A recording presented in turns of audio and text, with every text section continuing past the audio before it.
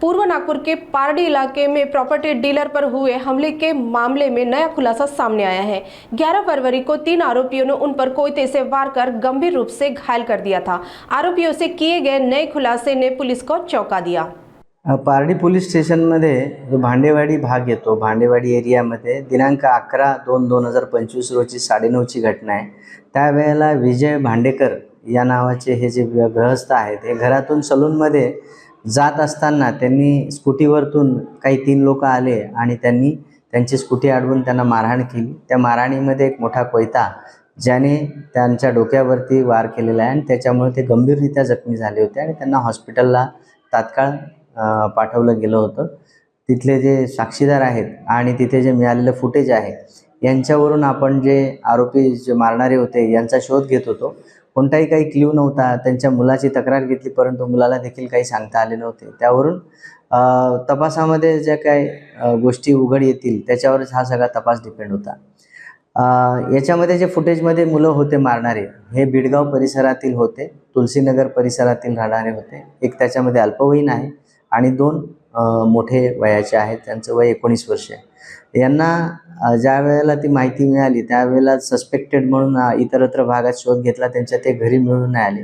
म्हणून मग त्यांचा शोध घेता घेता आपल्याला समजलं की ते एका ठिकाणी आहेत लपून बसलेले आणि मग त्यांना ताब्यात घेतलं। तर त्या ताब्यात घेतल्यानंतर त्यांनी जी कहाणी सांगितली त्या कहाणीमध्ये बनाव तयार केला होता। त्यांनी सांगितलं की आम्ही आदल्या रात्री म्हणजे 10 तारखेला आमचं संध्याकाळी पानठेलावर गेलो असताना तिथे सिगरेट आणि गुटखा घेण्यावरून आमचा वादविवाद झाला होता आणि त्याच्यावरनं विजयनी शिव्या दिल्या होत्या जखमींनी। परंतु ॲक्च्युली जसं जसं पुढे गेलो तर यांनी सकाळपासून हे दबा धरून बसले होते आणि त्या मारण्याचा प्रयत्न करण्यासाठी ते तिथेच थांबले होते। ज्या वेळेला याच्या अगोदरचंही फुटेज आम्ही चेक केलं त्यावेळेला ते 2-4 वेळा तिथे भेटलेले आपल्याला कॅमेरामध्ये आढळून आलेले आहेत। याच्यावरनं थोडा वेगळा संशय आला आणि यांचा जी बनवलेली जी कहाणी होती ती सरासर चुकीची वाटत होती। मग याच्यामध्ये जे विजय भांडेकर आहेत यांचा ॲक्च्युली कोणाशी काही विवाद आहे का, कोणाशी काही व्यवहार चालू आहे, त्यांचं जमीन खरेदी विक्रीचा व्यवसाय आहे, त्यामुळे त्यांचा कुठेतरी तिथे वाद असावा असा आम्हाला संशय होताच। त्या अनुषंगाने आम्ही बरेचसे लोक बोलवले त्यांच्या ज्या व्यवहारासंबंधाने, परंतु अंकुश भोवते यांच्याकडे आम्ही डीपली आणि त्याच्याबद्दल आम्ही चौकशी करत होतो।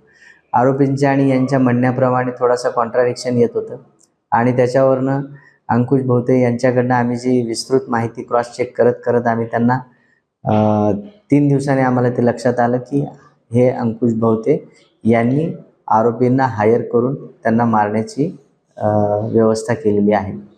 सर, सुपारी प्रकरणात किती सुपारी देण्यात आली होती आणि किती आरोपींना अटक केलेला आहे?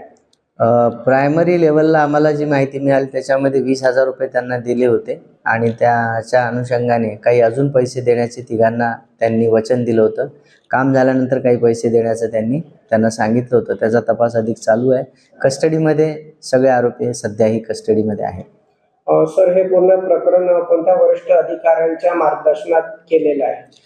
ॲक्च्युली सदरचं जे पूर्णपणे मार्गदर्शन आहे माननीय पोलीस आयुक्त श्रीयुक्त रवींद्र सिंगल साहेब आणि joint CP sir Nisar Tamboli sir यांच्या मार्गदर्शनाखाली आणि क्लोज मार्गदर्शन आमचं जे सुपिरियर आहेत ते माननीय श्री निकेतन कदम पोलीस उपायुक्त परिमंडळ 5, त्याचप्रमाणे आमचे ACP क्षीरसागर सर यांचं पूर्णपणे या प्रकरणात लक्ष आहे आणि त्यांच्या मार्गदर्शनाखाली सदर गुन्ह्याचा तपास सुरू आहे।